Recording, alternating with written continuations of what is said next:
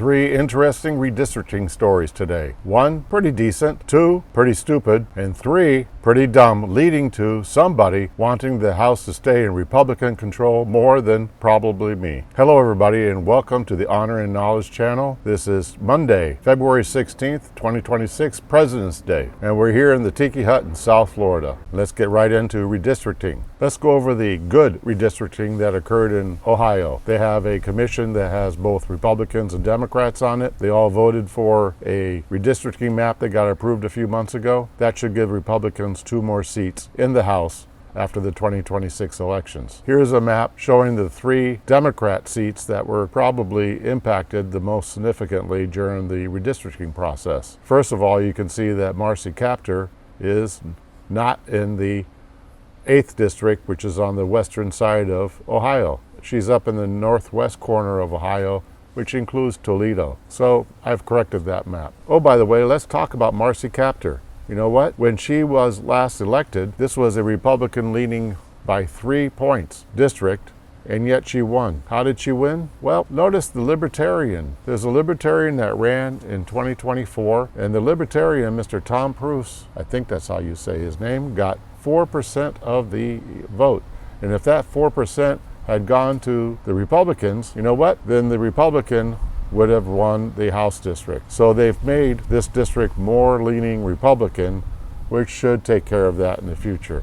But you know what? This raises that issue again, which I brought up in the past, that the Libertarian Party is probably shooting themselves in the foot by actually doing things that supports the Democrats. The House district that has Mr. Landsman on it is going to be leaning more Republican also, so it'll be harder for him to win re-election. Representative Sykes is the one that actually wins out on this one. Interestingly, she was in a district in 2024 when she won that was even. But as I've said in my previous videos about how the Democrats, in my opinion, manipulate the vote in such a way as to get more votes than they should be getting, and that especially happens when there's a big city in the area. And yep, Marcy Kaptur had Toledo, and yep, Ms. Sykes had Akron. So both had big cities. So Ms. Sykes is going to have a district which is going to be leaning a lot more Democrat. So I would assume that one's going to go to her. All the Republicans from Ohio are excellent. Jim Jordan is one that we all know. He is from Ohio. Now then, how about the 2 senators? They're both brand new in the Senate. Senator Marino just got elected in 2024, and he is the senior senator. Why? When J.D. Vance got elected as vice president along with President Trump, he got replaced as senator by the then serving lieutenant governor in Ohio, Mr. John Husted. So Mr. Husted is now the senator, the junior senator from Ohio. And because he got appointed to fill J.D. Vance's Senate seat, he has to run for election on his own this year in 2026. Shouldn't be a problem for him. Now then, before we go on to more redistricting news, let's hear a little bit of good news from the press secretary for President Trump. I will just point out that there are a lot of wins in the news this week that people in this room have not asked about because you continue to ask questions about the same subject, so let me point them out for you. Again, on Friday, the Dow shattered 50,000 for the first time ever.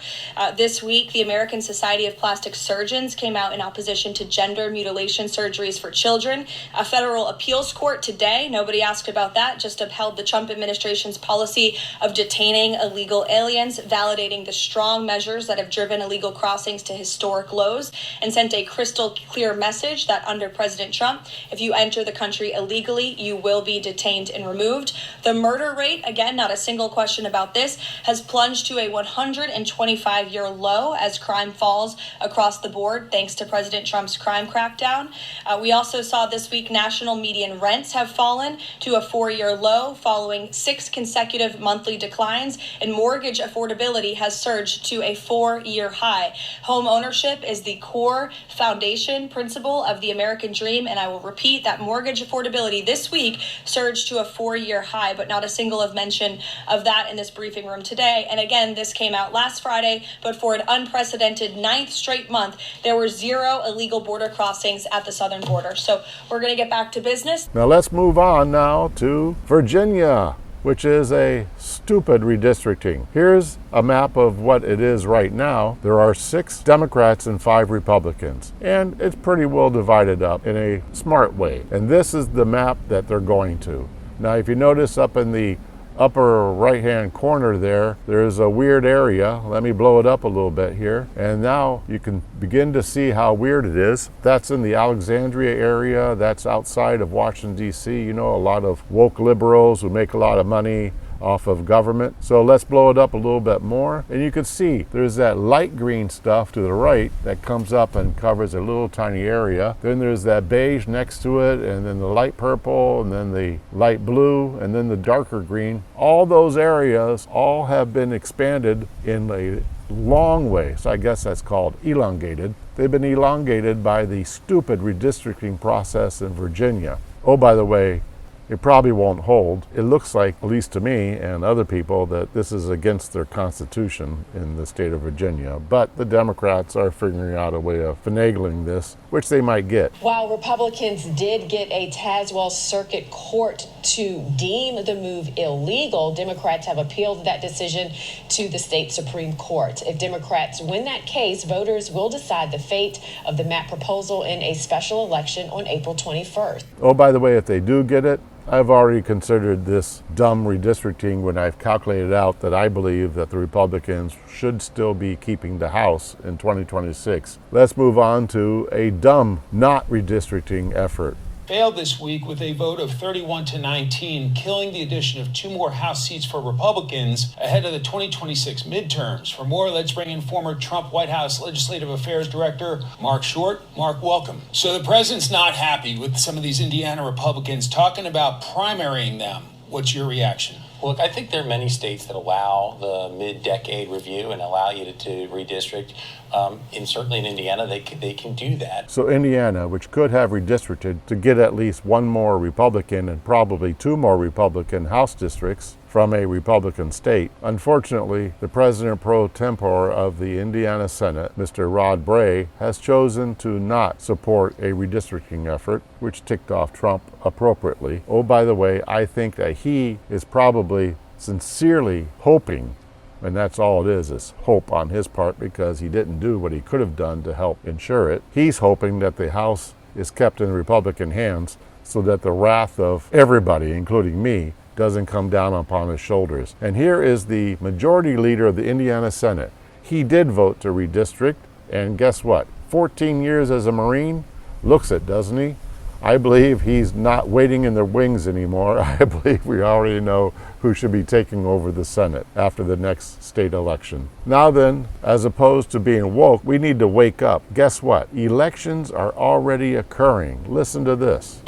Well, you see it. You know what time it is. It's officially time to cast your ballot.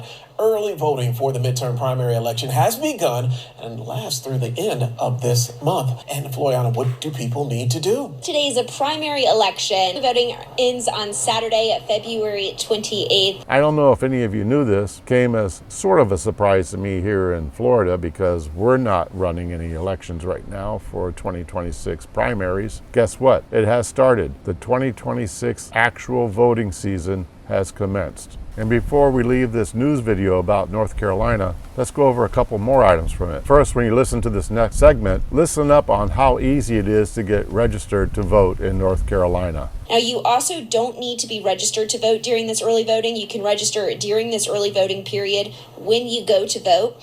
Third, when going to vote, you do need a photo ID. That could be a driver's license, a veteran's ID, a passport, most student IDs, or one of the free IDs you can get from your county board of elections.